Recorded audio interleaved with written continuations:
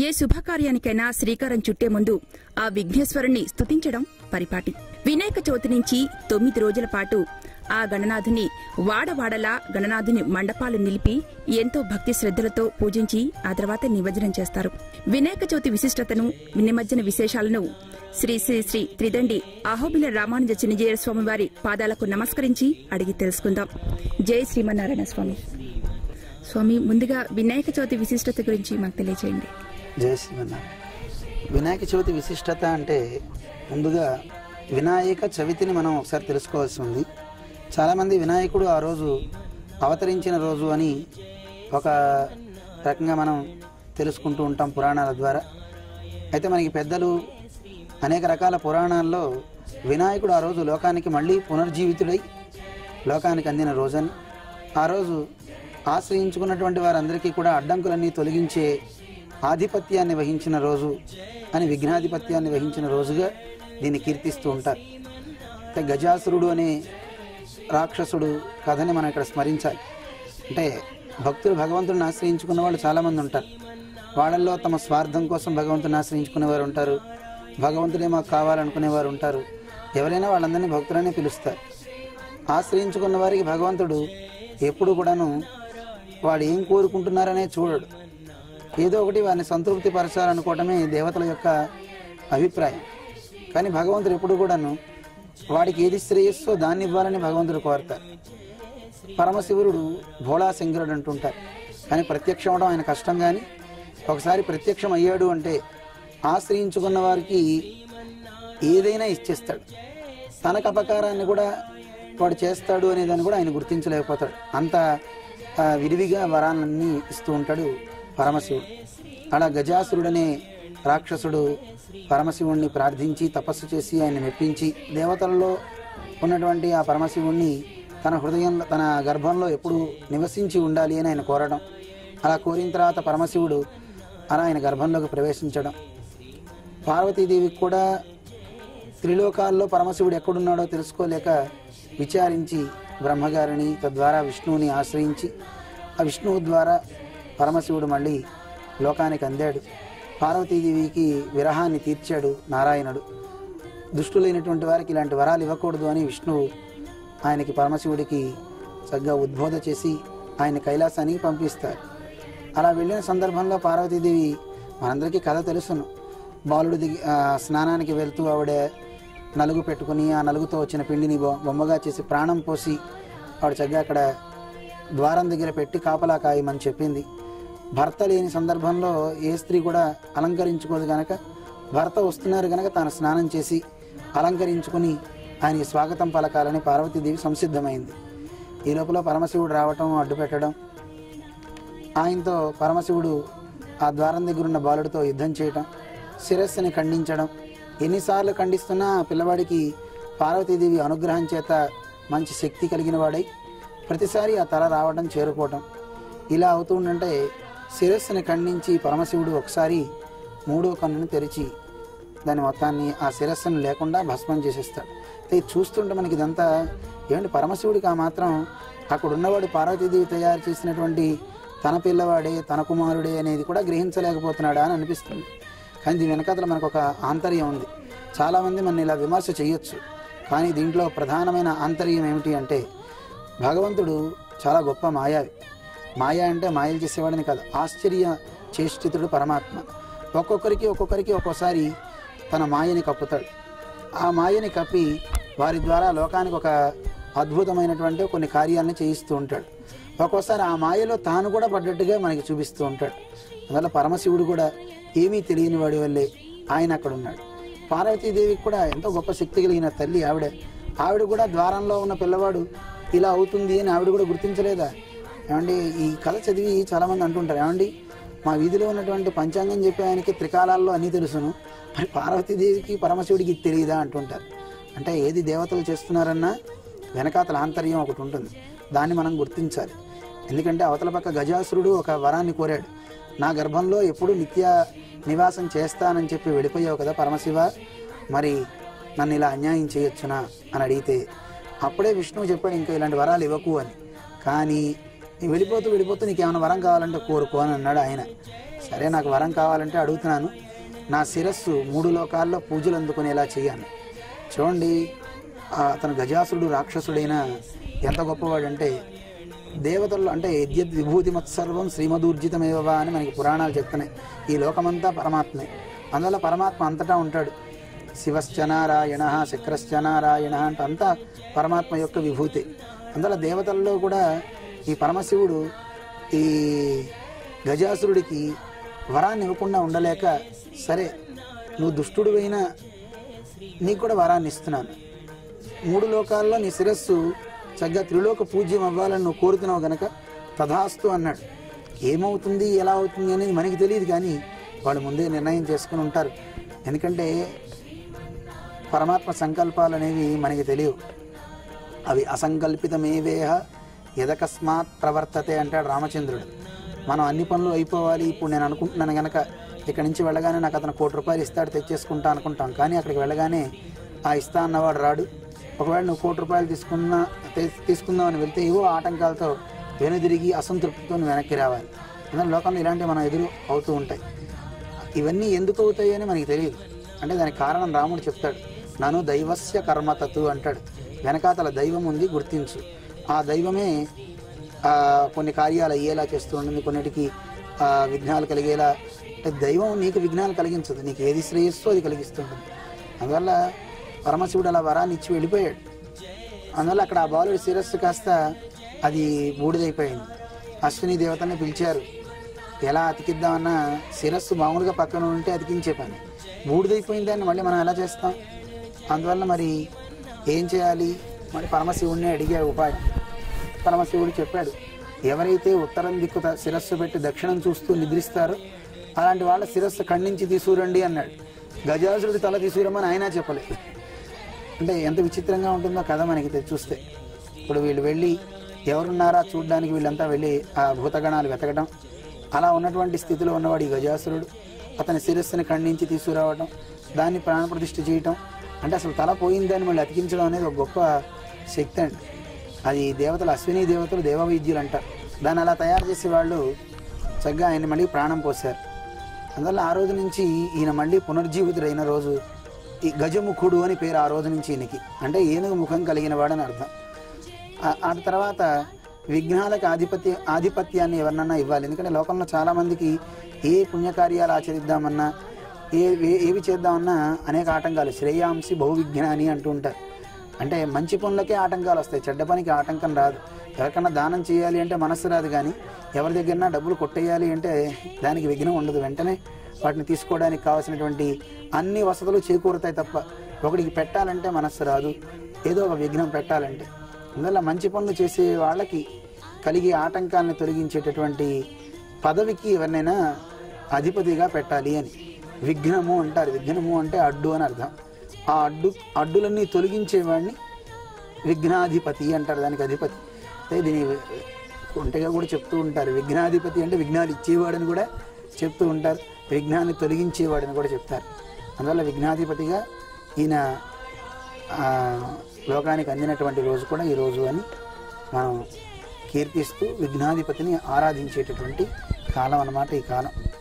విఘ్నేశ్వరుని మండపాలలో ప్రతిష్ఠించి 9 రోజుల పాటు భక్తి శ్రద్ధలతో పూజించడం జరుగుతుంది. పూజించిన తర్వాత వాటిని తీసుకెళ్లి నదిలో నిమజ్జనం చేస్తారు. ఎందుకు అలా చేస్తారు? అంటే నిజానికి భగవంతుడు ఆలయాల్లో ఉంటాడు. ఆలయాల్లో అందరికీ అందడానికి పరమాత్మ చక్కగా మనం అక్కడ సేవిస్తూ ఉంటాం. అక్కడ ఆయన యొక్క దివ్యమంగళ విగ్రహం ఉంటూ ఉంటుంది. కానీ ఆలయాల నుంచి మండపాలకు ఎందుకు రావాలి, పందిళ్లలోకి ఎందుకు రావాలి అంటే, పందిళ్లలో ఉంటే పలువురిని చక్కగా చూడొచ్చు అని ఆయన కూడా బయటకు వస్తున్నాడు. అందువల్ల పందిళ్లలో ఇలాగ 9 రోజుల పాటు, 3 రోజుల పాటు, 5 రోజుల పాటు భక్తులు వారి శ్రద్ధకి తగ్గట్టుగా ఎన్ని రోజులైతే పూజించాలని అనుకుంటారో అన్ని రోజులకి ముందు సంకల్పాన్ని వాళ్ళు దేవుడి దగ్గర చెప్పుకుంటారు. అయితే మన దగ్గర ఐశ్వర్యం బాగా ఉంటే చక్కగా బంగారంతో చేసుకోవచ్చు, మనకు ఐశ్వర్యం అంత లేదు రజతంలో చేసుకోవచ్చు, అంతకంటే ఇంకా తక్కువ ఉంది నా దగ్గర అంటే మృణ్మయంతో చేసుకోమని మనకి శాస్త్రం చెప్తోంది. అనాదిగా మనం ఎప్పుడన్నా మన ఇళ్లలో శుభకార్యాలు ఏవి చేసుకుంటున్నా చాలామంది శ్రీ వైష్ణవ సంప్రదాయంలో ఉన్నవారైతే కనుక దర్భలలో విశ్వక్సేనుని ఆవాహనం చేసి అందులో ఆరాధిస్తూ ఉంటారు ఆయన్ని. అలాగే మిగతా వారు శివభక్తులు, మిగతా వారు పసుపుతో గణపతిని తయారు చేసి ఆరాధించడం అనేది మనం చాలా చూస్తూ ఉంటాం. అయితే ఆ పూజ చేసినప్పుడు దాంట్లోకి ఆవాహన చేస్తారు, అందులోకి రమ్మని పిలుస్తారు. అంటే నేను చేసే పూజ ఇదిగో 1 గంట సేపు 2 గంటల సేపు ఇలా ఉంటుంది కనుక ఈ పూజ అంతా అయ్యేంత వరకు నువ్వు ఇందులో ఉండవలసి ఉంది అని భగవంతుని అందులోకి రమ్మంటారు. ముందే సంకల్పంలో ఆయనకి చెప్తారు. దేవుణ్ణి కూడా మనం పెట్టి ఒక దాంట్లోకి రమ్మన్నప్పుడు ఇందులో నేను ఇంతకాలం ఉండాలి, నువ్వు ఇందులో ఉండి మమ్మల్ని అనుగ్రహించాలి అని ముందే మనం సంకల్పం చెప్పుకుంటాం కనుక ఆ సంకల్పం తర్వాత నువ్వు నిమజ్జనం చేయబోయినా అందులోంచి వెళ్ళిపోతాడు ఆయన.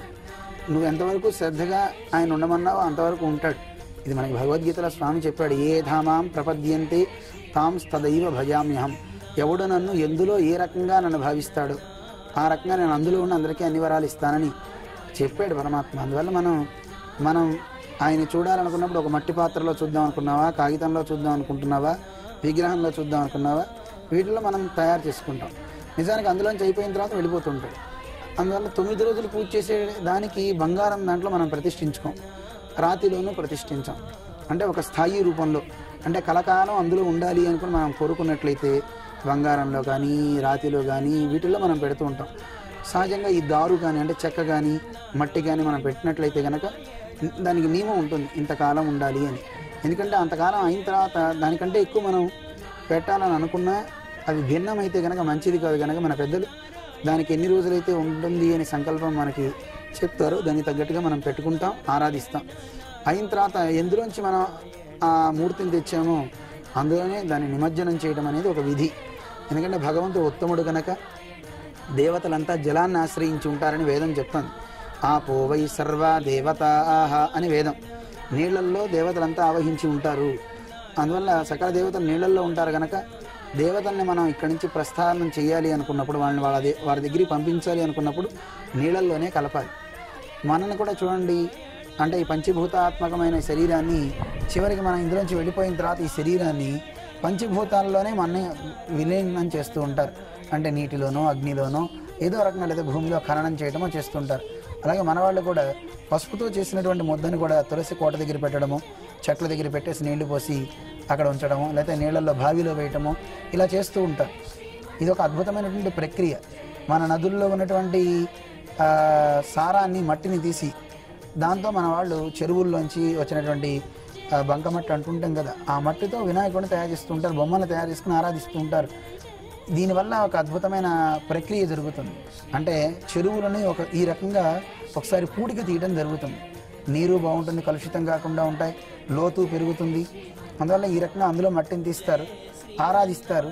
అయిన తర్వాత మళ్ళీ ఎందులోంచి మట్టి తీస్తారో మళ్ళీ అందులోనే కలపడం వల్ల ఆ నీటికి కూడా ఒక మంచి స్వరూపం ఏర్పడుతుంది అన్నమాట. కానీ ఈ రోజుల్లో ఒక చింతించాల్సిన విషయం ఏంటంటే, మామూలుగా మట్టిని తీసుకొని చక్కగా ఆరాధించాల్సింది పోయి దానికి ఏవేవో రంగులు పూస్తున్నారు. అంటే కంటిని తృప్తిపరచాల్సి వస్తుంది. దైవం అందులో ఉంది అనేది వీడికి చక్కగా మనకి శాస్త్రం చెప్తుంది, అందులో మనం చూడొచ్చు.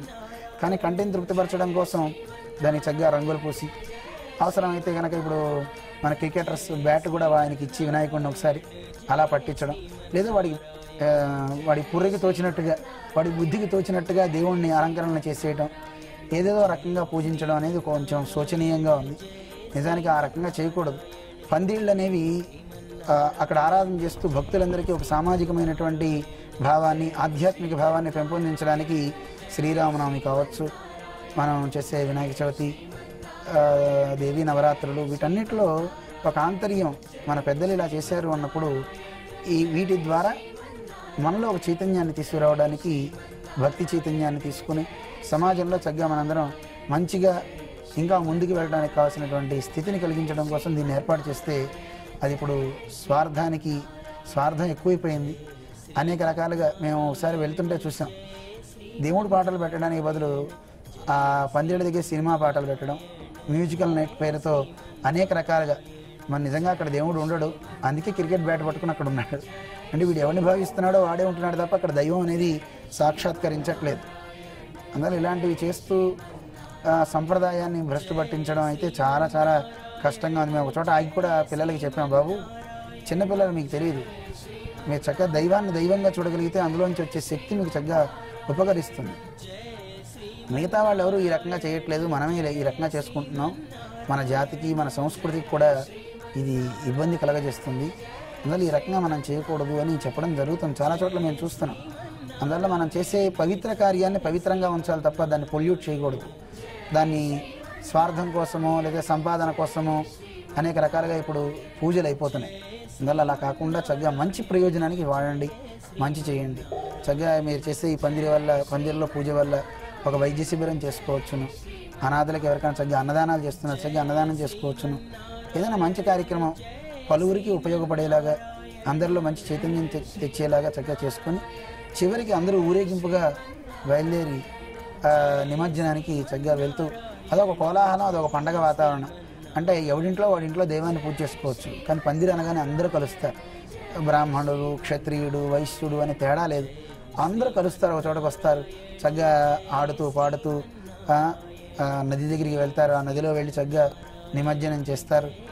దైవాన్ని అందులో నిమజ్జనం చేస్తూ చక్కగా భావిస్తారు అనమాట. ఆ దైవానికి వీడ్కోలు పలుకుతారు. మళ్ళీ నేను ఎప్పుడు పిలుస్తానో అప్పుడు రావాల్సింది. మనం అందుకే పూజ చేసేటప్పుడు చూడండి, శోభనార్థే పునరాగమనాయ చ అని చెప్తుంటారు, క్షేమాయ.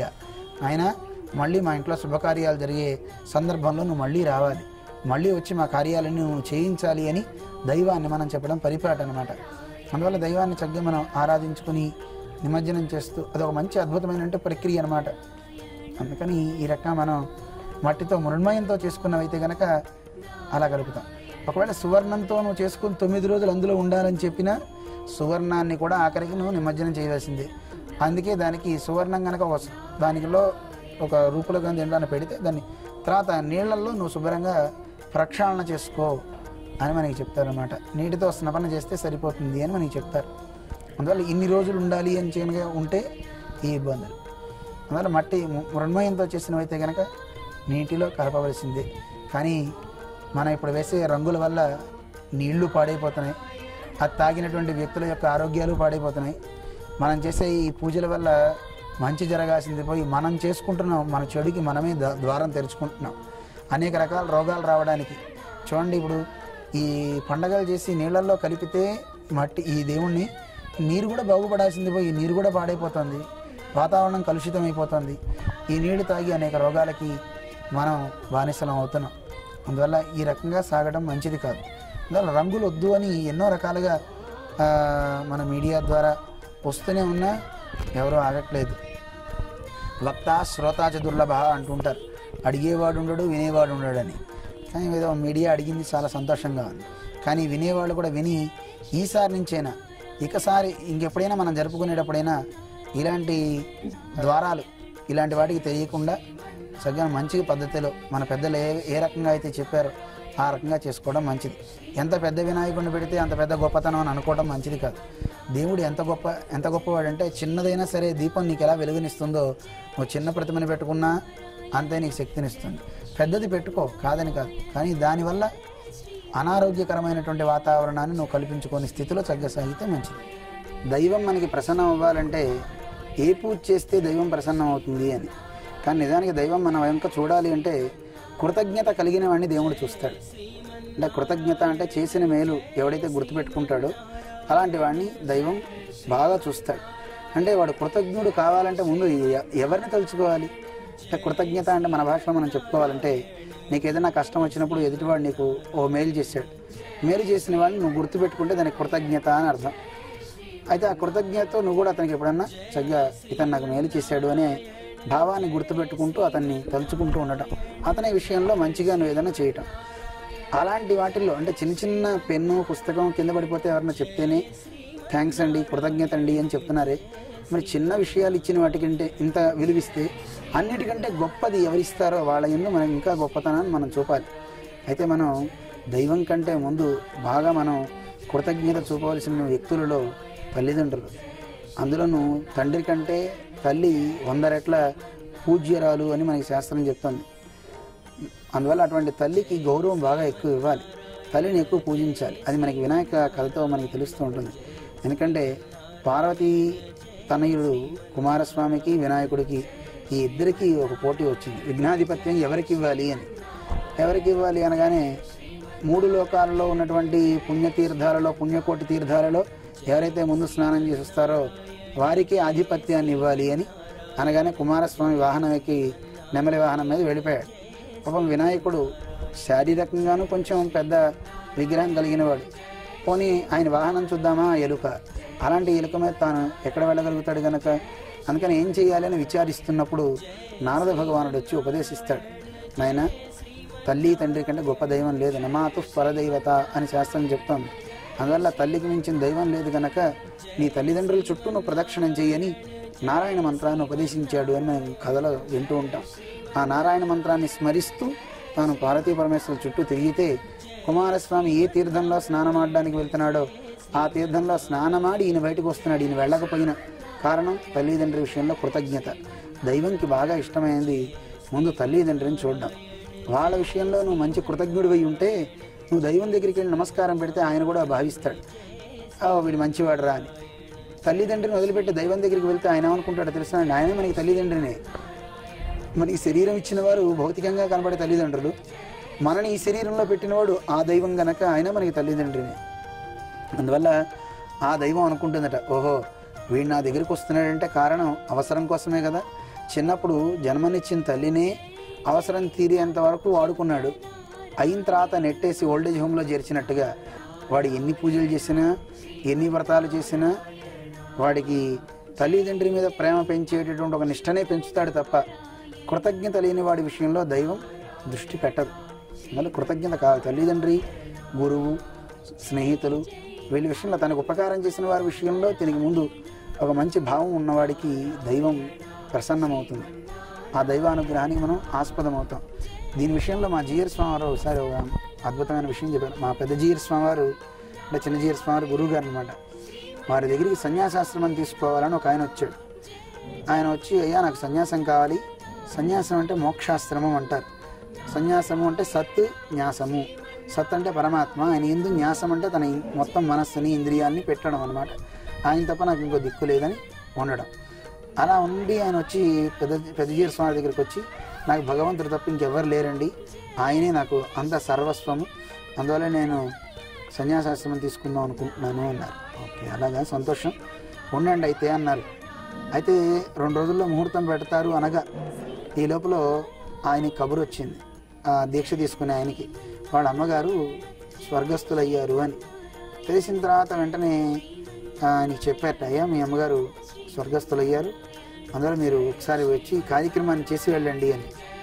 అంటే ఈయన అన్నాడండి, అప్పుడు జీర స్వామి కూడా అక్కడే ఉన్నట్టు పెద్ద స్వామి, నేను రాను, నాకు తల్లిదండ్రి సర్వేశ్వరుడే తప్ప వీళ్ళు కాదు, నాకు నేను వెళ్ళను అని స్వామివారితో అన్నట్టు. చూసారా అండి నాకు ఎంత వైరాగ్యమో, మా తల్లి చనిపోయినా నా కళ్ళ వెంట నీరు రావట్లేదు అన్నట్టు. చాలా మంచిది నాయనా, నీకు నీరు రావట్లేదు, నాకు నీకు దండం ఇవ్వాలని అనిపించట్లేదు అన్నట్టు పెద్ద స్వామి. అదేంటండి నా అంత వైరాగ్య సంపన్నుడు ఎవడుంటాడన్నాడు. ఇది వైరాగ్యం కాదు నాయనా, జన్మనిచ్చిన తల్లి విషయంలోనే నీకు కృతజ్ఞత లేదంటే, కనీసం ఆ చివరి చూపు చూసి చేయవలసినటువంటి కార్యమే నువ్వు చేద్దాం అనుకోలేదంటే ఇక నీకు దైవం మీద భక్తి ప్రేమ ఉన్నాయంటే ఎలా నమ్ముతాను? జన్మనిచ్చిన తల్లి మీద నీకు ముందు ప్రేమ ఉంటే అందరినీ లోకంలో సృజించిన భగవంతుని ఎందుకు కూడా నీకు ప్రేమ ఉండేది. పరమాత్మని ప్రేమించడం అంటే లోకాన్ని మొత్తాన్ని ప్రేమించడమేనండి. ఎందుకంటే పరమాత్మ లేని చోటంటూ ఏది ఉండదు కనుక అంతటిని నువ్వు ప్రేమించిన వాడు అవుతావు. అంతట్లోనూ నీ తల్లి కూడా ఉంది కదా, మరి ఆ తల్లిని కూడా నువ్వు ప్రేమించిన వాడు అయ్యి ఉండాలి కదా భగవంతుని ప్రేమిస్తే. అందువల్ల నీకు నీ తల్లి మీదే నీకు కనీసం ఈ రకమైన భావన లేదు అంటే నీ దైవం పట్ల మనస్సు లగ్నం కాదునైనా నువ్వు వెళ్ళి రావచ్చు అని పెద్దజీయ స్వామి దండం ఇవ్వలేదు అని ఒక కథని మనం స్వామివారు చెప్తూ ఉంటారు. అందువల్ల తల్లిదండ్రి విషయంలో నేను విన్న కథల్లో ఒకటి వినాయకుడి కథ మనకి ఒకటి, ఇంకా పురాణాల్లో చాలా ఉన్నాయి, 2 ఈ పెద్దజీయ స్వామి. అందువల్ల మనం పెద్ద లోకంలో దైవాన్ని ఆరాధించడం మంచిదే, కానీ పెద్దల పట్ల కూడా ఒక పెద్ద గౌరవాన్ని పెంచుకోవడం చాలా చాలా అవసరం అన్నమాట. ఇలాంటి భావం కలిగిన వాడి విషయంలో దైవం వాడి చుట్టూ తిరుగుతుంది, వీడి దైవం చుట్టూ ప్రదక్షిణాలు చేయాల్సిన అవసరం ఉండదప్పుడు. మనం పండరిపురం కథ మనం వింటుంటాం, పాండురంగడి కథ, విఠలుడు అంటారు. ఆయన దగ్గరికి శ్రీకృష్ణుడు వస్తే ఆయన తల్లిదండ్రి సేవ చేస్తూ ఉండమని ఒక ఇటుకిరాయి వేసి దాని మీద నించోబెట్టి ఈయన తల్లిదండ్రి సేవ చేస్తున్నాడని అంటారు. అంటే చూడండి, పరమాత్మ కూడా అలాంటి వాడి కోసం నిరీక్షించాడు, తల్లిదండ్రి సేవలో ఉన్నవాడి వంక. కానీ అలా కాకుండా తల్లిదండ్రిని విస్మరించి దైవం చుట్టూ నువ్వు వెళ్తే ఆయన కోసం నువ్వు నిరీక్షించాలి. ఎందుకు అలా నిరీక్ష చేయటం? చాలా మంచి సులభమైన ఉపాయం అని చెప్తాను. మన తల్లిదండ్రులని మనం చక్కగా చూసుకోవాలని ఈ వినాయక చవితి పండుగ కూడా మనకు ఆ సందేశం ఇస్తాం. ఈ కథలన్నీ మనకి చాలా సందేశాలను ఇచ్చేవే. మనం చూడగలిగితే ఒక అద్భుతమైన ఘట్టం, ఎవరో ఒకళ్ళకి ఏదో ఒక లోపం ఉంటుంది, శరీరంలో కావచ్చు, మానసికంగా కావచ్చు. ఆ లోపాలను చూసి ఎవరు వెక్కిరించకూడదు అని కూడా మనకి వినాయక చవితి కథ చెప్తాం. పరమశివుడు విఘ్నాధిపత్యాన్ని వినాయకుడికి అందించిన తర్వాత ఆయన అన్ని చోట్ల అందరూ పెట్టినటువంటి ఆ ఉండ్రాళ్ళని అన్నీ తీసుకొని ఆ కైలాస పర్వతాన్ని ఎక్కుతుంటే కాస్త శరీరం పెద్దది కనుక మెట్లు ఎక్కేటప్పుడు అనగా నిజంగా తినగానే పైకెక్కాలంటే కాస్త భుక్తాయాసం ఎవరికైనా వస్తుంది. ఆ భుక్తాయాసంతో శ్రమపడి ఎక్కలేక ఎక్కుతున్నటువంటి వినాయకుడిని చూచి చంద్రుడు, అంటే పరమశివుడిని చంద్రమౌళీశ్వరుడు అంటారు, అంటే తన శిరస్సు మీద చంద్రుడు ఉంటాడు కనుక ఆ చంద్రుడు చూచి ఒకసారి నవ్వేట వికటంగా. అంతే, మామూలుగానే అలా అపహాస్యం చేసినందువల్ల దృష్టి దోషం తగలటం వల్ల ఆ వినాయకుని యొక్క పొట్ట కాస్త పగిలి చనిపోయినట్టుగా మనకి పురాణం చెప్తాను. అంటే చూడండి, అపహాస్యం చేయడం వల్ల చంద్రుడికి ఏమయ్యాడు? ఎవరిలో ఏ లోపం ఉన్నా కాస్త లావుగా ఉన్నవాడిని చూస్తే ప్రతివాడు లొడ్డం అని వెక్కిరించడం, కాస్త కళ్ళు సరిగ్గా వక్ర దృష్టి ఉంటే కనుక ఏదో లోపం ఉంటే ఆ లోపాన్ని వేలెత్తి చూపే గుణం మనకి లోకంలో చాలా బాగా కనపడుతూ ఉంటుంది అందరిలోనూ మనకి. అందువల్ల అలాంటి లోపాన్ని తగ్గించుకో, లేదా నువ్వే అపనిందల పాలవుతావు. అలాంటి వాడి మొహం చూస్తే లోకమంతా కూడా అపనిందల పాలవుతుందండి. వాడు అపనిందల పాలవడం కాదు. చంద్రుడు వినాయకుడిని చూచి అపహాస్యం చేసినందువల్ల చంద్రుడిని చూచిన వాళ్ళంతా కూడా అపహాస్యం పాలవుతారు, నీలాపనిందలకు గురవుతారనే కథ మనకి అందుకే వచ్చింది. అందువల్ల నువ్వు ఎదుటివాడిని చూసి వెక్కిరించడం వల్ల నిన్ను చూసిన వాడికి ఇబ్బంది అవుతుంది. చూడండి, నీకు ఇబ్బంది అయితే నువ్వు మొండవాడివి, నాకేం పర్వాలేదు అనుకుంటావు. కానీ నిన్ను చూసిన వాళ్ళందరికీ చెడు అయితే, చూడండి, నువ్వు ఇంట్లోంచి వస్తుంటే పొద్దున్న లేవగానే అమ్మో వీడా అని కళ్ళు మూసుకుంటే నీకు ఎలా ఉంటుంది చెప్పండి? ఆలోచించండి ఒకసారి. మనని చూసి లోకమంతా అమ్మో వీడు వస్తున్నాడు రా అని కళ్ళు మూసుకుంటే ఎంత బాధపడతాం. అందువల్ల ఆ రకమైనటువంటి స్థితి నీకు కలుగుతుంది. పలువురిని చూచి వాళ్ళల్లో ఉన్న గుణాలను చూసి ఆనందించి, కానీ వాళ్ళల్లో ఉండే లోపాలను చూసి వెక్కిరించావా నువ్వు ఇబ్బందులు పాలవుతావు, నేను చూచిన వాళ్ళు కూడా ఇబ్బందులు పాలవుతారు అని మనకి వినాయకుడు కథ మనకి చక్కగా చెప్తుంది అన్నమాట. అంటే కథని కథగా మనం చూసుకోకుండా కథలో ఉన్న ఆంతర్యాన్ని పెద్దల ద్వారా కనుక మనం ఈ రకంగా తెలుసుకోగలిగితే మంచి విశేషాలను మనకు అందిస్తూ మన జీవితంలో మనం పైకి రావడానికి కావాల్సినటువంటి మంచి సోపానాన్ని అందిస్తాయన్నమాట చరిత్ర. స్వామి, పరమశివుడి కుమారుడు విఘ్నేశ్వరుడు. సో విఘ్నేశ్వరుడికి అడ్డనామాలు ఉండాలి, కానీ మనం చాలా చోట్ల అంటే కొన్ని దేవాలయాల్లో కూడా చూస్తూ ఉంటాం నిలువునామాల విఘ్నేశ్వరుడు ఉంటారు. దానికి కారణం ఏంటి? ఇలా పెట్టుకుంటే దాన్ని తిరియక్ పుండ్రం అంటారు, అంటే అడ్డంగా ఉంటుంది. మామూలుగా ఇలా పైకి పట్టుకుంటేనేమో దాన్ని ఊర్ధ్వ పుండ్రం అంటారు. సహజంగా విష్ణాలయాలలో అన్నిట్లోనూ అక్కడ ఉండే ఆయనకి వినాయకుడనే పేరు. అంటే వినాయక అనేది ఒక పదవి. అంటే ఇప్పుడు మనం ఎలా అయితే కనుక మేనేజర్ అని పిలుస్తాం, మేనేజర్లో ఎవరైనా కూర్చోవచ్చు, నేను కూర్చోవచ్చు, మీరు కూర్చోవచ్చు, ఎవరైనా ఒక్కొక్కరు దానికి అర్హత కలిగిన వాళ్ళు ఎవరైనా ఉండొచ్చు. అందువల్ల అదొక పోస్ట్ అనమాట. కలెక్టర్ అనేది ఎలా పోస్ట్, ఇది కూడా ఒక పోస్ట్ అనమాట. వినాయక అనేది పదవి. ఆ పదవిలో అంటే ఇవి పరమశివుడిని ఆరాధించే వారందరికీనేమో విఘ్నాలు పోగొట్టేవాడు ఏకదంతుడు అంటారు, అంటే వినాయకుడు అనమాట. ఆయన లంబోదరుడు అని మనం పిలుస్తుంటాం. అలాగే విష్ణుమూర్తిని ఆశ్రయించుకున్న భక్తులందరికీ విఘ్నాలు పోగొట్టేవారు విశ్వక్సేన అని పిలుస్తూ ఉంటారు. అయితే ఆయనకి గజముఖం ఉండదు, అంటే ఏనుగు ముఖం ఉండదు ఆయనకి. ఆయన కూడా విష్ణుమూర్తి స్వరూపంలో ఉంటాడు. మనకి పాంచరాత్ర ఆగమని చెప్తాను, యోసౌ విఘ్నేశ యుక్తే సహి నారాయణ స్మృత అని. ఎవరైతే లోకంలో వినాయక అని పిలుస్తున్నారో, విఘ్నేశ అని అంటే విఘ్నాలన్నిటికీ ఈశ్వరుడని ఎవరు పిలుస్తున్నారో ఆయన సాక్షాత్తు నారాయణుడు అని మనకి పాంచరాత్ర ఆగమని చెప్తామన్నమాట. అందువల్ల వైకుంఠంలో ఉండేటటువంటి విష్ణుమూర్తి సేనాధ్యక్షుడు అనమాట ఈ విశ్వక్సేనుల వారు. విష్ణు భక్తులందరూ ఆయన్ని పొందాలి అనుకుంటే, ఉన్న విఘ్నాలన్నీ పోవాలి అనుకుంటే ఈ విశ్వక్సేనుడిని ఆశ్రయించి విశ్వక్సేనుని పూజిస్తారు. ఈయన్ని కనుక పూజిస్తే వాళ్ళ విఘ్నాలన్నీ పోతాయి. అలాగే పార్వతీ తనయుడిని పూజిస్తే వాళ్ళు భూతగణాలన్నిటికీ ఆయన అధిపతి, ఈయన దేవగణాలన్నిటికీ అధిపతి అని మనకి నియమం శాస్త్రం చెప్తాం. అందువల్ల విశ్వక్సేనుడు మన తిరుపతి, శ్రీరంగం, మన విష్ణాలయాలు ఎక్కడైతే ఉంటాయో భద్రాచలం అన్ని చోట్ల విశ్వక్సేనుడిని ఒక చేతిలో బెత్తం పట్టుకుని తర్జిని ముద్ర అంటే ఈ వేరుతో ఇలా పట్టుకుని కనబడుతూ ఉంటాడు. సూత్రవతి అని అమ్మవారి పేరు అనమాట. ఆవిడ్ని ధరించి ఉంటాడనమాట స్వామి. అయితే ఈయన దగ్గర వందల కొలది ఈయన సేవకులుగా ఏనుగు ముఖం కలిగి ఊర్ధపుండ్రాలు కలిగినటువంటి వాళ్ళు గణాలు చాలామంది ఈయన దగ్గర ఉంటారని మనకి శ్లోకం ఒకటి మనం చదువుతూ ఉంటాం. విష్ణు సహస్రనామం చదివేటప్పుడు చూడండి, ఆ శ్లోకం వస్తుంది. శుక్లాంబరధరం తర్వాత యస్యద్విరదవక్త్రాద్యాః పారిషద్యాః పరస్యతం అని. 2 దంతాలు కలిగినటువంటి వాళ్ళు, ఏనుగు ముఖం కలిగిన వాళ్ళు పరశతం వందల కొలది ఉంటారు వీరి దగ్గర సేవకులుగా అని మనకి ఈ శ్లోకం చక్కగా మనకు ఉంటుంది. అలాంటి విశ్వక్సేనుల వారు విష్ణు గణాలకి అధిపతి అన్నమాట. ఆర్కే న్యూస్ను చక్కగా దర్శించేటువంటి ప్రేక్షకుల మహాశీలందరికీ కూడా ఈ వినాయక చవితి సందర్భంగా మీకు విఘ్నాలన్నీ పోయి భగవంతుని సేవించడంలోనూ ఆయన సేవలు చేయడంలోనూ ఉన్ముఖులై చక్కగా దేశ ప్రగతికి మీరంతా తోడ్పడే స్థితిలో సాగాలి అని, అలాగే నిమజ్జనాలు ఇందాక మనం అనుకున్నట్టుగా పర్యావరణాన్ని కలుషితం కాని రీతిలో చేసేటువంటి ఒక మంచి మనస్సు, పర్యావరణం మీద, జాతి మీద, అన్నిటి మీద ప్రేమతో మెలిగేటువంటి ఒక బుద్ధి భగవంతుడు మనందరికీ ఇవ్వాలి అని కోరుకుంటూ ప్రేక్షకులందరికీ కూడా అనేక మంగళాశాసనాలు చేస్తూ జై శ్రీమన్నారాయణ.